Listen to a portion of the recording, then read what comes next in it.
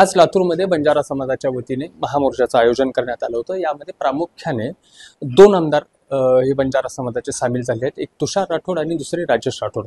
आत्ता ते दोघंही आपल्या सोबत आहेत। आपण त्यांच्याशी चर्चा करणार आहोत की नेमका मोर्चा काय स्वरूपाचा होता। दादा काय सांगाल आणि काय प्रमुख मागण्या घेऊन तुम्ही सामोरं जाता?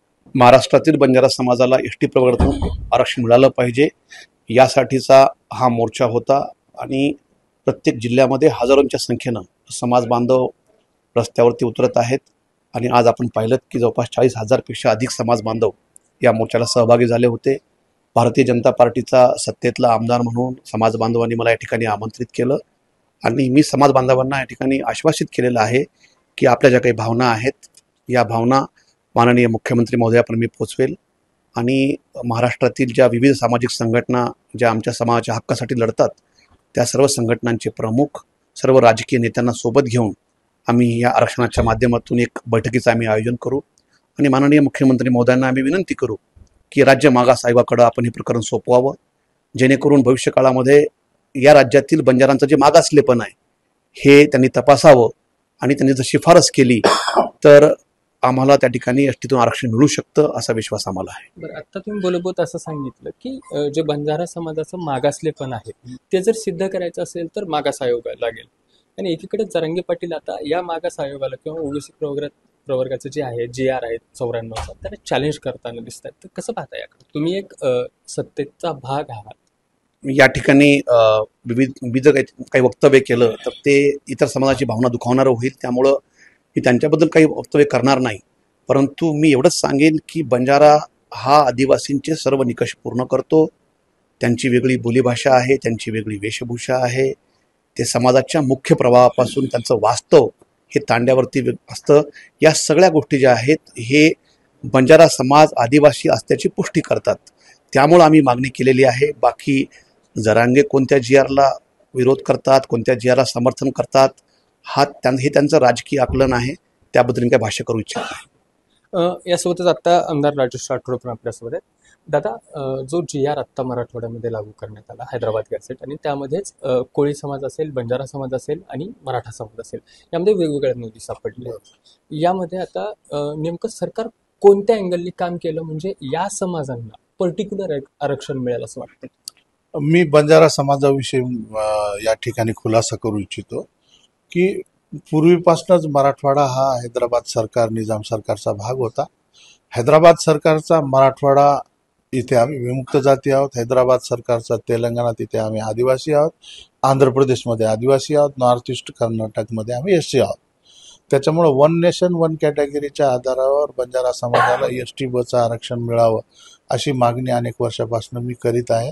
मी आमदार झालो तसा दरवर्षी 19 वेळेस मी विधान परिषदेमध्ये ही मागणी केली।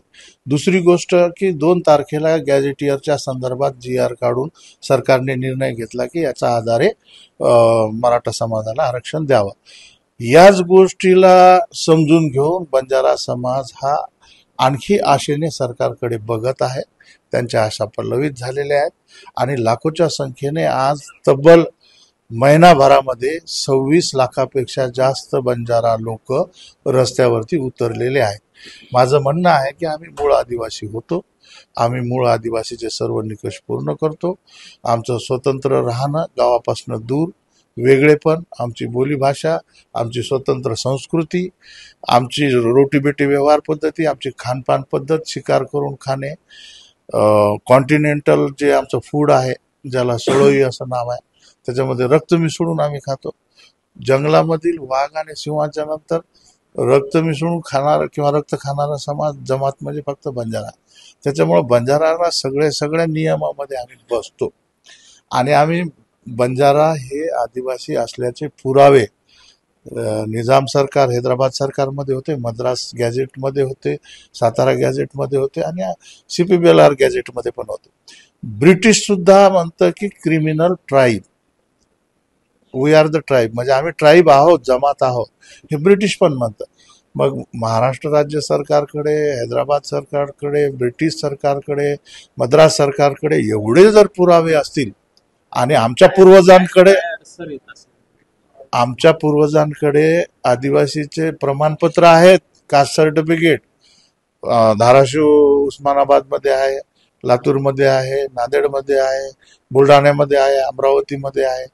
फक्त पुरावा घेऊन तुम्हाला एक निर्णय करायचा आहे की याच्या आधारे तुम्ही जातीचे प्रमाणपत्र द्या.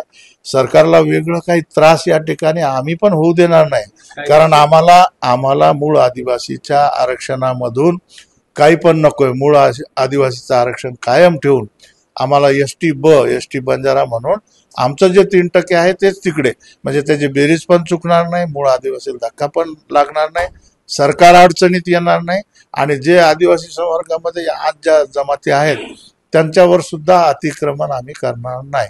त्यामुळे one nation one category, Hyderabad gazetteer या दोन्हीचा आधार घेऊन सरकारने त्वरित हा निर्णय घेतला पाहिजे आणि त्याची पुढील प्रक्रिया संपवली पाहिजे.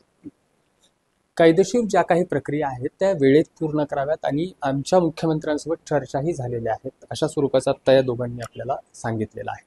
Rishikesh Holikar, Maharashtra times online, Latur.